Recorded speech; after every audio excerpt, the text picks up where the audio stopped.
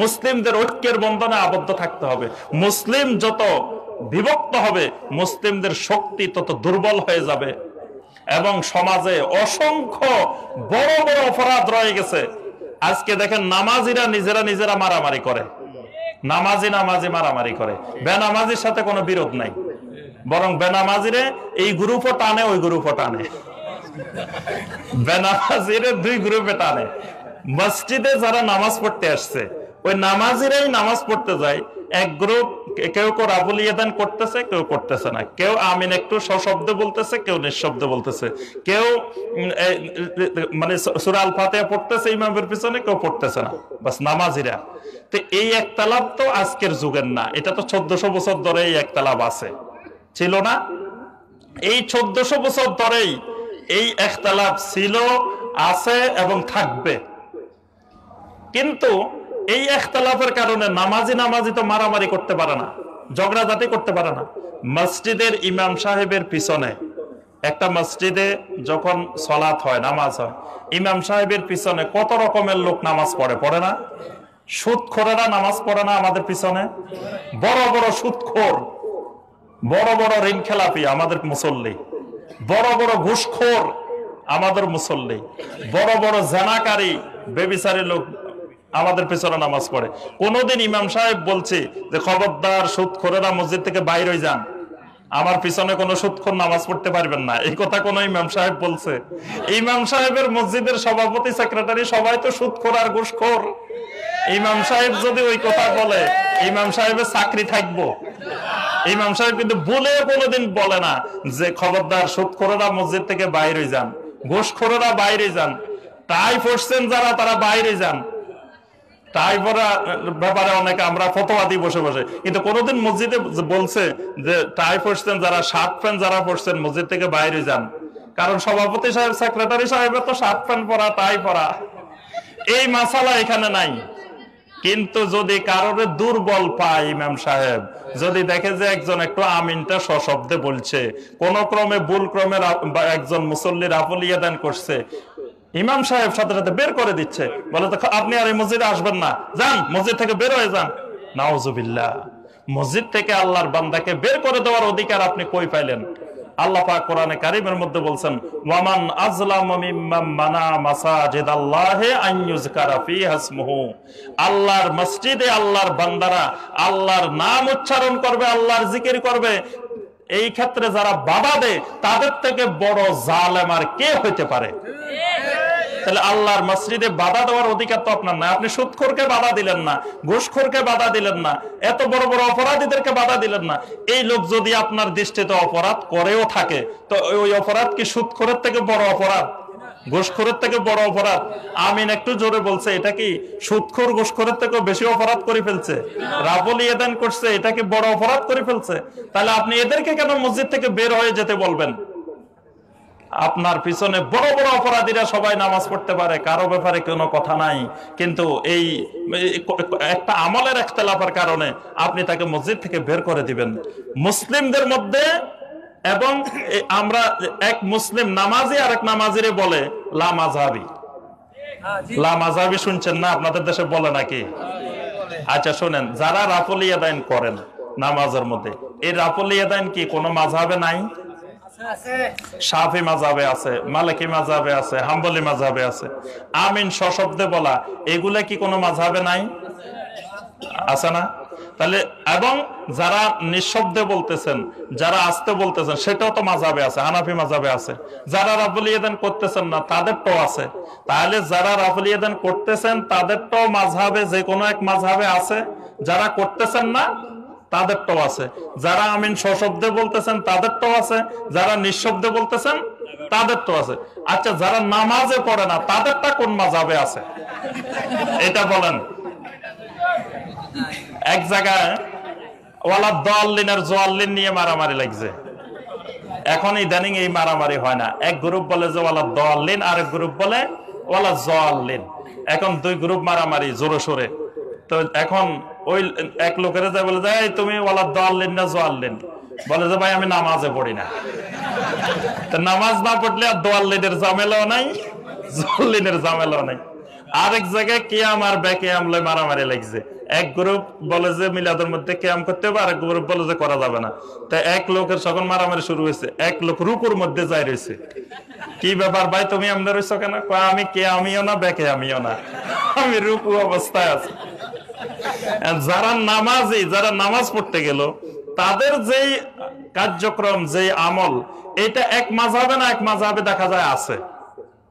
কিন্তু যে নামাজে পড়লো না, তারটা তো কোনো মাযহাবে নাই। পৃথিবীর এমন কোন মাযহাব আছে যে মাযহাবে বলছে যে নামাজ পড়া লাগবে না, বা শুক্রবারে পড়লে চলবে, বা দুই ঈদের দিন পড়লে চলবে? শাফি মাযহাবে বলছে, হানাফি মাযহাবে আছে, হাম্বলি মাযহাবে আছে। তাহলে লা মাযহাবি কারা? নামাজিরা না বেনামাজিরা? বেনামাজির কোনো মাযহাব নাই। নামাজি যারা, তাদের সবারই মাযহাব আছে। যে কোনো এক মাযহাবের সাথে তার মিল আছেই, ওই চার মাযহাবের বাহিরে সে যায় নাই। কিন্তু যে নামাজে পড়ে নাই সে লা মাযহাবি, তার কোনো মাযহাব নাই। পৃথিবীর কোনো মাযহাব বলে নাই যে নামাজ পড়া লাগবে না, অথচ ওই ব্যাপারে আমরা তাদেরকে লা মাযহাবি বলি না। যে নামাজ পড়তে আসলো, যে মুসলিম ভাইটা, তাকে আমরা বলতেছি যে এই বেটা তুমি লা মাযহাবি, তোমার মাযহাব নাই। আরেকটি জিনিস মাযহাবের ব্যাপারে সংক্ষিপ্তভাবে বলে দিই, সেটা হলো যে মাযহাব সবাই মানে, মাযহাববিহীন কোনো মুসলমান বাংলাদেশে নাই। মাযহাবটা মানাটা দুই ধরনের। এক ধরনের পদ্ধতিকে বলা হয় তাকলিদ, এক ধরনের পদ্ধতিকে বলা হয় তানাক্কুল। তো তাকলিদ হলো মানে আপনি চার মাযহাবের যে কোনো একটা মাযহাবকে অন্ধভাবে অনুসরণ করবেন, মানে ওই মাযহাবে যা আছে যেভাবে আপনি সেটা মেনে চলবেন, এটাকে বলা হয় তাকলিদ। আরেকটা হলো তানাক্কুল, তানাক্কুল বাইনাল মাযাহিব। এটা হলো পৃথিবীতে অনেকগুলো মাযহাব ছিল, হক মাযহাব ছিল, শেষ পর্যন্ত বিলুপ্ত হয়ে চারটা মাযহাবে এসে সীমাবদ্ধ হয়েছে। তো এই চারটা হক মাযহাবের মধ্যে যেই মাযহাবের দলিলটা বেশি শক্তিশালী সেটার অনুসরণ করা, এটার নাম হলো তানাক্কুল। মানে চার মাযহাবের ধরেন চারটা দলিল, এই চারটা দলিলের মধ্যে যেই দলিলটা বেশি স্ট্রং, বেশি শক্তিশালী, সেটা ফলো করা। সেটা যে মাযহাবের হোক, সেটা হয় হানাফি মাযহাবেরও হতে পারে, শাফি মাযহাবেরও হতে পারে, মালিকি মাযহাবেরও হতে পারে, হাম্বলি মাযহাবেরও হতে পারে। মানে দুইটার পার্থক্য হলো এই জায়গায়, একটা হলো ব্যক্তির অনুসরণ, আরেকটা হলো দলিলের অনুসরণ। একটা হলো আমি ব্যক্তি চিনি না, ব্যক্তি যেই হোক, শাফি হোক, মালিক হোক, হাম্বলি হোক, আমার অসুবিধা নাই, আমার দরকার দলিল। আরেকটা হলো না, আমি দলিল বুঝি না, আমি মূর্খ মানুষ, আমি ব্যক্তি চিনি, আমি ওই মুফতি ইমাম হোসেন সাহেবের চিনি, ইমাম হোসেন সাহেবের যা কয় তা মানে। এটা হলো একটা, যে এই ডক্টর মুফতি ইমাম হোসেন সাহেব আসছে, উনারে চিনি, আমি আর কিছু চিনি না, উনি যা কয় তা মানি, এটার নাম তাকলিদ। আর তানাক্কুল হলো না, উনারে চিনি না আমি, উনি যা বলবো সেটা যদি কোরআন হাদিস থেকে কয় সেটা মানে, কোরআন হাদিসের বাইরে কইলে মানি না, এটার নাম হলো তানাক্কুল। বুঝতে পারছেন কথাটা? এই দুইটা ধারা বর্তমান পৃথিবীতে চলে। একটা ধারার পৃষ্ঠপোষক হলো দারুল উলুম দেওবন্দ। দারুল উলুম দেওবন্দ হলো তাকলিদের ধারা, যে দারুল উলুম দেওবন্দের বক্তব্য হলো যে তাকলিদ মেনে চলতে হবে, যে কোনো একটা মাযহাবের অন্ধভাবে অনুসরণ করতে হবে। কারণ একসাথে চার মাযহাব অনুসরণ করতে গেলে অনেক সময় ঝামেলা আছে, জটিলতা আছে। জটিলতা কি? জটিলতাটা হলো মানুষ সুবিধা খুঁজবে, কোন মাযহাবে সুবিধা পাওয়া যায়। যেমন তালাকের ক্ষেত্রে সব জায়গায় হানাফি মাযহাব মানে, তালাকের টাইম হইলে ওই শাফি মাযহাব খোঁজে। কারণ হলো তালাক হানাফি মাযহাবে 3 তালাক একসাথে দিলে 3 তালাকে হবে, শাফি মাযহাবে 3 তালাক দিলে 1 তালাক হবে। এখন এই বেটা সব জায়গায় হানাফি মাযহাব, তালাকের ক্ষেত্রে আসলে শাফি মাযহাব খোঁজে। তা আমার কাছে ফতোয়ার জন্য আসলে, মাসালার জন্য, আমি আগে জিজ্ঞাসা করি আপনি কোন মাযহাবের অনুসারী? হানাফি মাযহাব হইলে তালাকের ফতোয়া হানাফি মাযহাবের হবে, আর আপনি যদি শাফি মাযহাবের হন, সব শাফি মাযহাবের, তাহলে আপনার তালাকের ফতোয়া শাফি মাযহাবের। কারণ আপনি সুবিধা খুঁজতেছেন, দিন নিয়ে সুবিধাবাদী করা এটা হারাম। দারুল উলুম দেওবন্দের প্রথম যুক্তি হলো যে এই সুবিধাবাদের আশ্রয় হতে পারে। দ্বিতীয় হলো যেই অঞ্চলে যে মাযহাব, ওই অঞ্চলে ওই মাযহাবের আলেম থাকে। আপনি অন্য মাযহাব ফলো করতে গেলে ওই মাযহাবের আলেম পাবেন কোথায়? তা আলেম না পাইলে তো সেখানে আপনি মাসালা মাসাইল জানবেন কিভাবে? এটা হলো দারুল উলুম দেওবন্দের যুক্তি, যে এই জন্য এক মাযহাব অনুসরণ করতে হবে। আরেকটা হলো 4 মাযহাব অনুসরণ করতে হবে, 4 মাযহাব একসাথে। এটার মূল গোড়া হলো Islamic University Madina Munawwara, Jamia Islamia Madina Munawwara, এটার গোড়া হলো মদিনা। মদিনার জামিয়া ইসলামিয়ার বক্তব্য হলো যে 4 মাযহাব হক, সুতরাং 4 মাযহাব যেহেতু আমরা একসাথে পাইতেছি, এখানে আমরা রিসার্চ করে গবেষণা করে 4 মাযহাবের মধ্যে যেই দলিলটা বেশি শক্তিশালী আমরা সেই দলিলটা মানব, সেটা যেই মাযহাবের হোক, 4 মাযহাবের যেই মাযহাবে পড়ুক। এটা হলো তানাক্কুল, এটাকে বলা হয়। এখন কথা হলো যে একজন সাধারণ মানুষ সে বুঝবে কিভাবে যে কোন দলিলটা শক্তিশালী? আপনাদেরকে যদি বলি 4টা দলিল পড়ে শুনাই, আপনারা কি বুঝবেন কোনটা শক্তিশালী? হ্যাঁ, এইটা তারা রিসার্চ করার জন্য, তারাই সেখানে গবেষণা করার জন্য এই মদিনা ইউনিভার্সিটি প্রতিষ্ঠা করা হয়েছে। মদিনা ইউনিভার্সিটিতে এটা রিসার্চ হয়, গবেষণা হয়, সেখানে এই দলিলগুলা নিয়ে গবেষণা করে কোন দলিলটা, মানে 4টা দলিল মাযহাবের, ধরেন 4টা হাদিস, কোন হাদিসটা সহিহ, কোন হাদিসটা দঈফ, কোন হাদিসটা হাসান, এখানে রিসার্চ করে তারা বের করে দেন। এটাও কিন্তু এক ধরনের মানে তাকলিদ, এটাও আরেক ধরনের তাকলিদ। মানে যারা ধরেন এই যে রাফুল ইয়াদান করতেছেন, আমিন শব্দ বলতেছেন, তা আমরা মনে করি কি, মনে হয় এরা ওই যে বাংলা বুখারী পড়ি পড়ি মনে হয় আমল করে, এরকম অনেক সময় মনে করি যে এরা মনে হয় নিজেরা পড়ি পড়ি আমল শুরু করছে। আসলে এরা নিজেরা পড়ি পড়ি আমল করে না, এরা মদিনা ইউনিভার্সিটির ওই উলামায়ে কেরামদেরকে অনুসরণ করে, ওখান থেকে রিসার্চ করে এটা বলে দে যে এই ব্যাপারে এই 4টা হাদিসের মধ্যে এই হাদিসটা সবচেয়ে শক্তিশালী, সেটার অনুসরণ করে, সেটা উলামায়ে কেরাম বলে, মূর্খ লোকেরা, সাধারণ লোকেরা বলে না। এবং আল্লাহু আকবার, বর্তমান দুনিয়াতে সবচেয়ে বড় আলেম আছে মদিনাতে, এবং কিয়ামত পর্যন্ত থাকবে। আল্লাহ রাসূল সাল্লাল্লাহু আলাইহি ওয়াসাল্লাম বলেছেন দাজ্জাল কিয়ামতের আগে সারা দুনিয়াতে ঢুকবে, কিন্তু মদিনা মুনাওয়ারাতে দাজ্জাল ঢুকবে না। মদিনা মুনাওয়ারার প্রত্যেক রাস্তায় আল্লাহ রাব্বুল আলামিন ফেরেশতা নিয়োজিত রাখছেন, দাজ্জাল ঢুকতে গেলে দাজ্জালকে ফেরেশতারাই প্রতিহত করবে। তাহলে মদিনার ইলম দাজ্জাল মুক্ত থাকবে, কিয়ামত পর্যন্ত দাজ্জাল মুক্ত থাকবে। অর্থাৎ নির্ভেজাল ইলম, নির্ভেজাল আলেম কিয়ামত পর্যন্ত মদিনাতে পাওয়া যাবে। এই জন্য মদিনার উলামায়ে কেরামদেরকে অনুসরণ করা, ইত্তেবা করা ফিতনা থেকে বাঁচার সবচেয়ে সহজ উপায়, যে মদিনার উলামায়ে কেরামের ইত্তেবা করা। কিন্তু সমস্যা হলো আমাদের দেশের উলামায়ে কেরাম, আমরা মদিনার উলামাদের ইত্তেবা করতে গেলে আমরা মনে করি যে আমাদের ইত্তেবা বাদ দিয়ে এরা আবার বাহিরের ইত্তেবা করে কেন। এই জন্য অনেকে দেখা যায় বাহাস করার জন্য চিৎকার দেয়, আসেন আমাদের সাথে বসেন, বাহাস করেন, এই করেন। বাহাস করে কি কোনো সমাধান হয়? আজ পর্যন্ত বাহাস করে কোনো সমাধান হয়েছে? বাহাস বলতে ইসলামে যেটা বোঝায় সেটা এখন আর দুনিয়াতে নাই। বাহাস মানে গবেষণা, রিসার্চ। তো রিসার্চ করার আলেম বাংলাদেশে কয়জন আছে? রিসার্চ বুঝে এরকম আলেমে তো বাংলাদেশে পাওয়া মুশকিল। বাহাস মানে রিসার্চ করা, গবেষণা করা। গবেষণা করে একটা মাসআলার ব্যাপারে 4-5 জন আলেম বসে গবেষণা করবে, এটার নাম বাহাস। কিন্তু এখন বাহাস হয়ে গেছে ঝগড়া করা, মারামারি করা, এটারে বলে বাহাস। কত বড় মূর্খতা, জাহালত এসে গেছে যে কয়েকজন মিলে মারামারি ঝগড়াঝাটি করা, কয় এটার নাম বাহাস। বাহাস মানে রিসার্চ, গবেষণা করা। একটা মাসালা নিয়ে, দ্বীনের একটা বিষয় নিয়ে রিসার্চ করবেন, এটার নাম গবেষণা। আর গবেষণা নিয়ে তো মারামারি হবে না। গবেষণার রেজাল্ট যদি একরকমে হয় তো সেটা গবেষণা হয় কেমনে?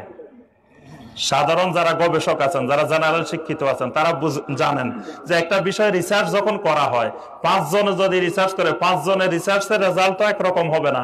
5 জনের রিসার্চ তো 5 রকম হবে। যদি একরকম হয় বুঝতে হবে এখানে রিসার্চ হয় নাই, এখানে ডিজিটাল কারচুপি হয়েছে। এখানে 5 জনে মিলে আগে ঠিক করে রাখছে যে আমাদের গবেষণা যেটাই হোক রেজাল্ট এটাই হবে। যদি অরিজিনাল গবেষণা করে তো 5 জনের গবেষণা তো 5 রকমই হবে। তো 5 রকম হলে আবার মারামারি হবে কেন? ঢাকা বিশ্ববিদ্যালয়ের একজন প্রফেসর মারা গেছেন, তিনি আমাদেরকে একদিন রিসার্চ মেথোডোলজির উপর একটা ক্লাস করাছিলেন। তো উনি বলছিলেন যে রিসার্চ মেথোডোলজির উপরে উনি গবেষণা করতে গিয়ে বলছে যে গবেষণার একটা বড় থিওরি হলো আগে থেকে মাথায় কোনো জিনিস বদ্ধমূল রাখা যাবে না। আগে থেকে মাথায় যদি একটা জিনিস ঢুকায় রাখা হয় তো পরে গবেষণা করলে সঠিক রেজাল্ট বের হবে না। এই জন্য উনি বলল যে বাংলাদেশের যারা ইসলামপন্থী মানুষ তারা কত পার্সেন্ট যে জন্ম নিয়ন্ত্রণের সাথে সম্পৃক্ত, এটা নিয়ে উনি রিসার্চ করছেন। তো এটা রিসার্চ করতে যায় উনি বলে যে আমার মাথায় ঢুকানো ছিল যেহেতু বাংলাদেশের আলেম ওলামারা এটার বিরোধী, তাহলে যারা ধর্মীয় জীবন যাপন করেন, তারা মনে হয় 1% পাওয়া যাবে না যারা এটার সাথে সম্পৃক্ত।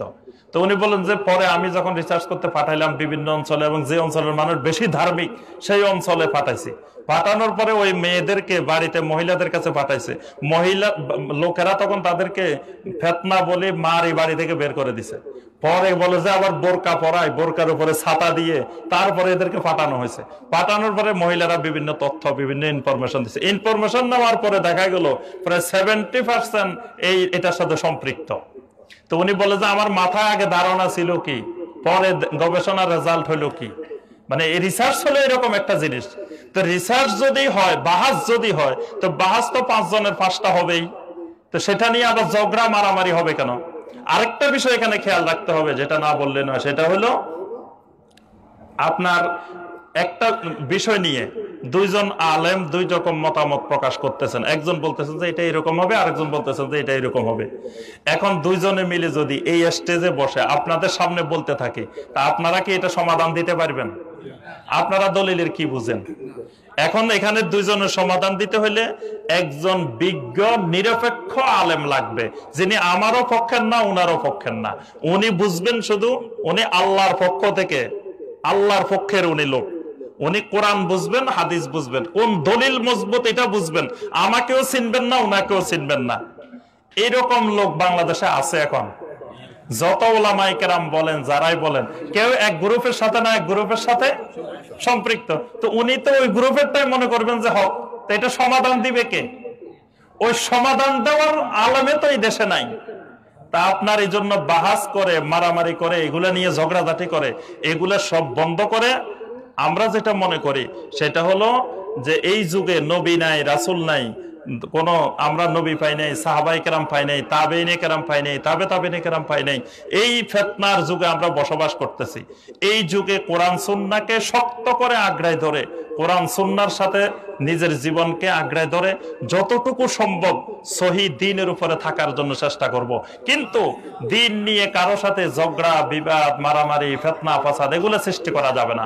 আমরা সবাই মুসলিম, চেষ্টা করব আল্লাহ যেন সবাইকে সহি পথে চলার তৌফিক দেন।